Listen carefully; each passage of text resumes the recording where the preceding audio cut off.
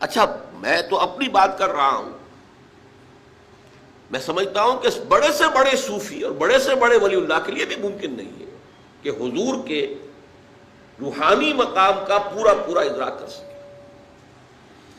ان دونوں پہلوؤں سے جب ہماری عقلیں اور ہمارا فہم و شعور اور ادراک عاجز ہے تو اس کا مفہوم یہ ہوا کہ اس کو بیان کرنے کی کوشش کرنا بہت بڑی خطا، بہت بڑی غلطی ہے۔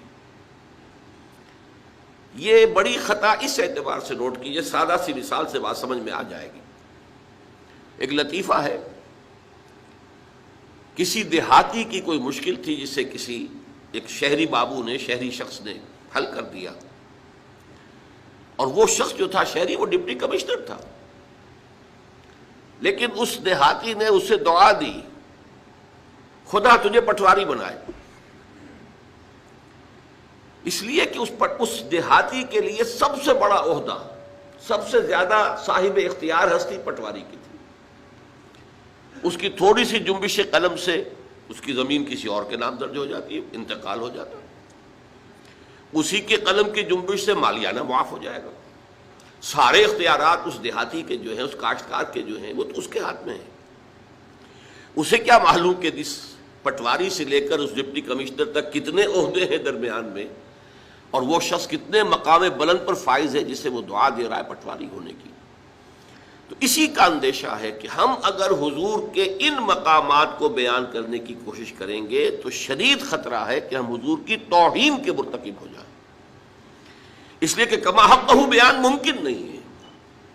جب کما حقہ بیان ممکن نہیں ہے تو ہم اپنے تصور کے مطابق مدح کریں گے، اور وہ بہت کمتر ہوگی اصل مقام کے اعتبار سے، اور اسی کا نام توہین ہے۔ یہی وجہ ہے، دیکھیے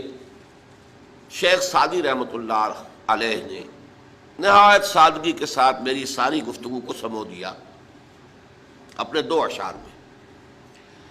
یا صاحب الجمال و یا سید البشر من وجهك المنیر لقد نور القمر لا يمكن الثناء كما كان حقه بعد از خدا بزرگ توئی، قصہ مختصر۔